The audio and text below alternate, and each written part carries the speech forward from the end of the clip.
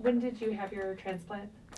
I had my transplant right in the middle of COVID, and that was last 2020, July 20, So it's 2020. been a year It's and a been a half. year. Yes, Okay. exactly.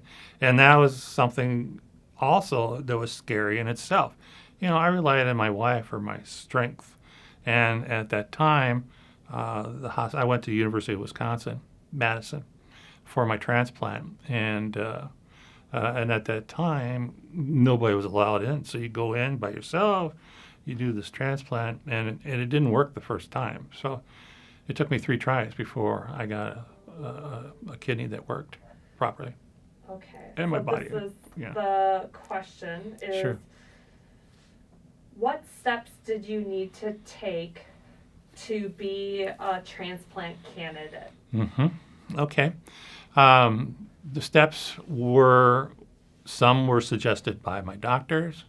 They told me to consider going on 2 transplant lists, and I didn't know there were multiple transplant lists depending on your area. And transplants come from different parts of the country to a certain hospital, and so I started off with the Mayo Clinic, and then you have to go for endless amount of of consultations, tests, and you have to plan out where you're going to stay. At the Mayo Clinic, you had a long stay after you have your transplant, and I didn't care for that. It was like 30 days. You got to stay there. And Madison, I really like Madison because they brought all the doctors to you, or at the Mayo Clinic, you had to go see all the doctors and stuff. And they all came to you at one location, and it made it so much easier. And then my stay was only like 2 days, after the transplant. And but ask questions. And with my doctor I had here at Gunderson, I asked tons of questions, and because there was always something else that came up. Well, what about this? What about that? And so they were very helpful here at Gunderson. Besides, the facilities were fantastic as well. So I want you to get into Mm-hmm. like the help that the nurses provide with the paperwork Mm-hmm. to get on those transplant lists. Right. Um, I guess from the start of the process Mm-hmm. to when you actually got your kidney, Mm-hmm. what time frame that was. Sure. And then if you can elaborate about how you had to be the owner of your care. Okay. All right. Well, can I just go back to what started all this? Sure. Okay. What started all this happened on March 14th, 2014, when I had an aortic dissection. And what had happened with an aortic dissection, the artery split, and I lost blood flow to the lower part of my extremity. And with that, I lost half of my large intestine and lost half of my small intestine. And then overall, I lost my kidneys from that process. So I was at Gunderson for 6 months, and I couldn't talk, and I couldn't walk, and so there was a huge rehabilitation process that I had to go through. And I was lucky that I was able to get that rehabilitation through Gunderson because I wasn't eating and stuff, so they were going to put me into a private group home up in the cities, and I didn't want that. So I said, please give me another chance. I'll try to eat, and if you rehabilitate me to where at least I can get out of bed and go to the bathroom, And so they did, and so I got out of the hospital in August, and I started the transplant questioning in October of that year with the Mayo Clinic. And my doctor told me you should really consider 2, and so they said the University of Wisconsin-Madison is an excellent place. They have good ties, and they can do the lab work here at Gunderson, and anything I need, so I don't have to travel to Madison all the time.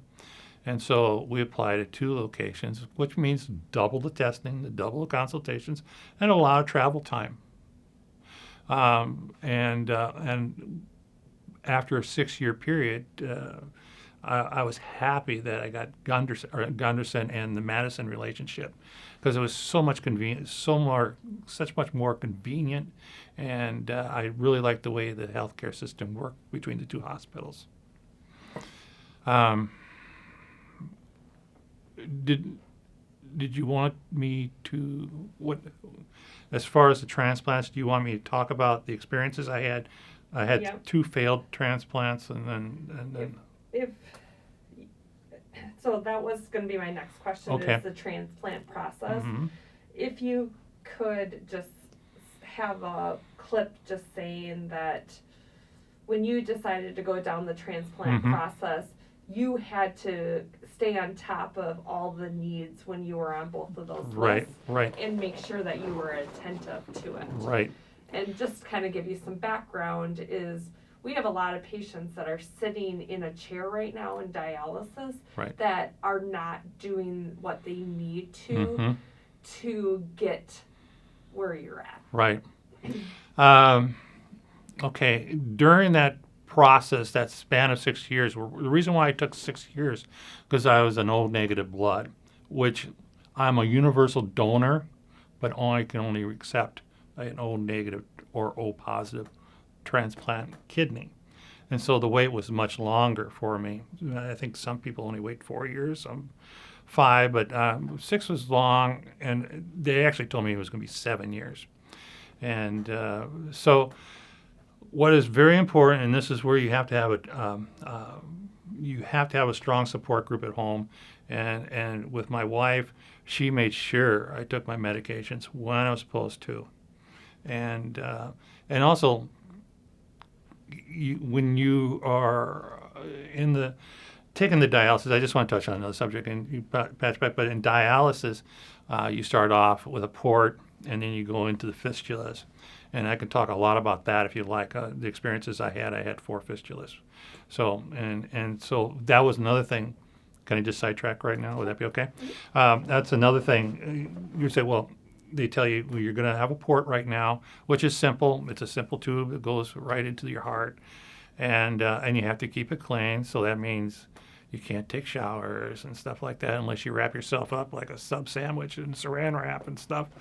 And I found out that there are shower sheets that you can get that you can just put over there, and you can shower normally. But being able to take a shower was a tremendous thing for me. And so instead of wrapping yourself in saran wrap, you can get these shower sheets. They're expensive. They're not covered by insurance, but it's worth it for me. And then if you did get a wet, it was really not a big deal. You just dry it, and since the soap was there and all that, I never got sick from it. And then going on to fistulas, you have ports, and I had several ports because they want you to use a fistula, and a fistula is nice. And the downside of the fistulas is that they can fail. And I had 4. I had 2 normal fistulas, and they fail because they plug up, and they need maintenance too. When you have a fistula, they will plug up eventually, and then you have to have a rotor-rooter type thing done to you, and where they clean out the artery or the veins, and then get it working again. But eventually, it doesn't work anymore, and you have to have another one. And the surgery for a fistula is pretty graphic, and they slice your arm up almost like butterfly you, and you don't look real pretty for about a month, from that.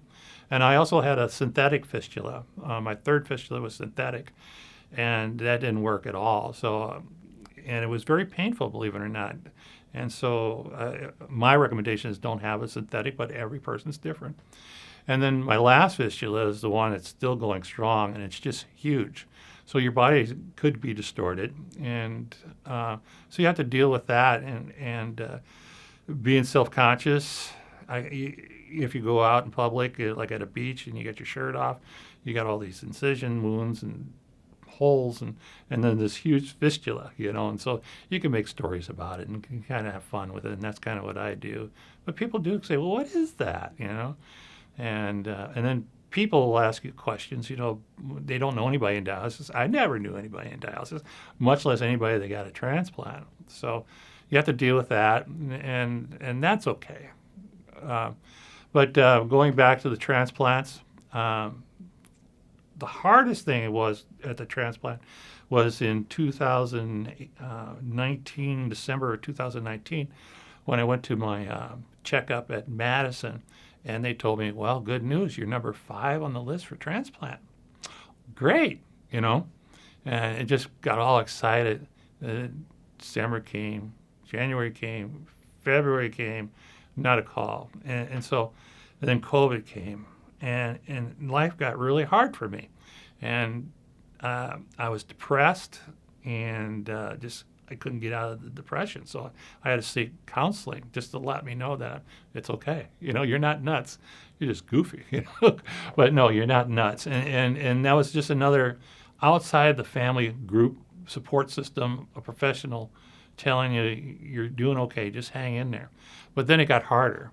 So I finally got the call in April that we have a kidney for you at Madison. So we went out there all excited and got in bed and got all the tests done, the COVID tests and things like that. And we waited all day, and the kidney was there. And I always thought time was of an essence with a transplant. And but they were running tests on it. And then after 10 hours, I said, doctor, what's the story here? I should have had a kidney by now. And they said, well, the kidney didn't pass all the tests, and so we'll have to send you home. So when you're already depressed, and then you get excited, and then you find out that you don't get this kidney today, and then you just go home and you're a little bit more depressed. And so you need assurance from your support group that things are going to be okay. And it helps to talk your problems out, what you're feeling and stuff like that. It's nothing disgraceful. It's actually soothing. I found it soothing. Second time, get the call. And this would be in May. And all excited, good, healthy kidney, stuff like that. And then I went in the surgery, and I thanked all the nurses before they put me under for being there and doing this for me, which is really important too. Be considerate of the people that are helping you and thank them. And I don't think it's done enough. So, and you're conscious, and these people are working there to save your life, essentially. So thank them. But then doctors weren't in the surgery room. They just put me under, and my vitals stopped. I had basically died on the table. I had an allergic reaction to the medication. I'd never been allergic to anything. And so, of course, my wife wasn't there in the lobby or anything like that. So next I knew, it was the next day, and I was tied down in bed, and I had a tube down my throat, and nobody was around. And I go, what the heck just happened? What happened? And I said, I don't want to go through this again. They put me in an induced coma. And so finally, I couldn't touch the button to call a nurse, so I had to try to make noise the best way I could. And then the nurse came, and they told me what happened. And so that was really hard to swallow the second time, and it was failure to me. And then we had to go find out what I was allergic to. So it took a few weeks, but we did find out what I was allergic to. So then in July, I got the call. And okay, but during that time, I was just in tears. I don't know how I can go on. I was tired. I was emotionally drained after a 6-year process, and it's hard. So prepare yourself that not everything is just like clockwork. It doesn't, and you have to educate yourself and take care of yourself. So we went in, and we went to Madison. I got there while the donor was still alive. He wasn't at that location. He was at another location, but he was still alive. And you go through, oh my gosh, there's a family with this guy, and he's waiting for him to die. And so those thoughts went through my mind, which was depressing as well, And you're grateful that you're going to have a good chance to continue and have a normal life again, because you kind of forget what a normal life is after 6 years. And so finally, not finally, I don't mean to sound cold-hearted, but the person passed during the night. And so in the morning, the kidney was there, and it was a good kidney and stuff. So I went in, and the crew's all sitting there. And funny side story to me was I was sitting in there. I hadn't sat down and laid down on the table yet, and I saw this nurse, and she had what looked like a nice steak sitting there. I said, is that my kidney? And she goes, yes, it is. I said, can I see it? Sure. So she brought it over, and I looked at it. It was much bigger than I thought it was going to be. And it is kidney-shaped a little bit and stuff like that. And I thought that was pretty interesting to see something like that that's going to be put inside me. And also the other thing you have to think about, that you thought about, at least I thought about, was what's it going to be like to have another person's body part inside of you? And it really, after I had the transplant, it really didn't make a difference to me. It was part of my body, and I felt that way. So I didn't go, ooh, somebody else's body part's in me. So, but those are things that do come to your mind. And then I was so grateful that all of a sudden things started working again. It's kind of sad when you have to say, gosh, I can urinate again. Wow. It still works, and boy, do you urinate. Be prepared for that. I mean, they'll tell you that the kidney has not, it's like cutting off its governor on a motor that it just runs. It doesn't sleep when you sleep, and so it takes time for it to settle in and learn your things and stuff like that. And so you go all the time. I mean, you just go, go, go. So you really can't go anywhere a good month or so. And then you have your weekly lab tests that you got to go in for, and then it turns to biweekly when things stabilize. But my blood, getting your body used to these new drugs, it was up and down. I got anxiety out of it. I wasn't able to sleep, and I still have that problem today. But doctors say, well, just take a decongestant, and so I take decongestants to help me get to sleep. But your body does change. Your chemistry of your blood changes and things like that. And you got to do it religiously. Because I have a friend that had a kidney transplant. He had 3, as a matter of fact. And you go, wow, what happened? First one was kidney from his mother, and he just didn't take the medications. And so you go, you smack yourself in the head. I mean, what are you thinking? You have a gift of life given to you, and you don't take your medications. So I have to emphasize, anybody watching this, that you got to take your medications as they are prescribed, when you're supposed to take it. Otherwise, you just went through a lot of hell, I should say, for nothing, and somebody gave you a gift of life and you abuse it that way. It's just a shame. And then, I quit drinking during the dialysis process, and, like wine with dinner or just a cocktail every now and then. I wasn't a heavy drinker or anything like that, but they kind of frowned on it too. They always ask you, do you drink? How much are you drinking? You're like, well. And and then after the transplant, I said, I'm never going to drink. But I tried it, and it don't taste good for some reason. Maybe it's just so out of sync. And it doesn't have the effects that you did when you have your own kidney.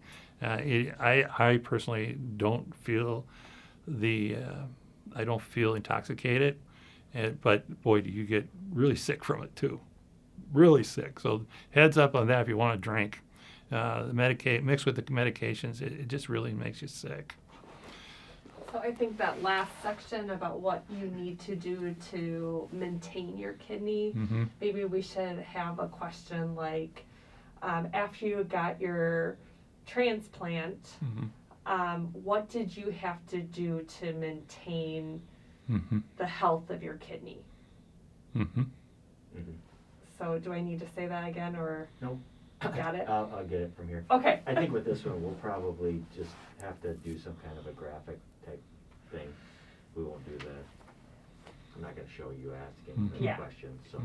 No, I think that's good. I just, yeah. And it could just be things to maintain, or things to do after the transplant or something like that. In my head, I'm like, okay, for the transplant section, it's like, what did I have to do to be eligible for the transplant? Okay.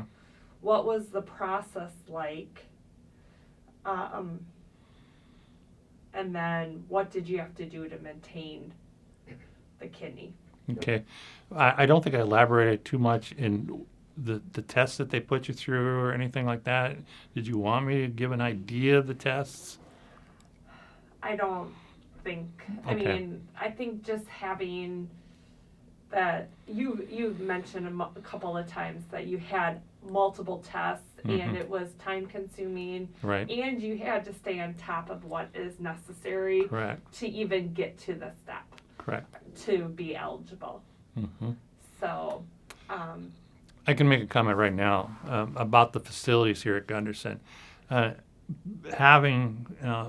been on dialysis and you go from hospital to hospital if you want to travel, you see a huge variety of different type of facilities, and by far Gunderson has new facilities. They're bright and cheery, and clean, and good staff that really mean well.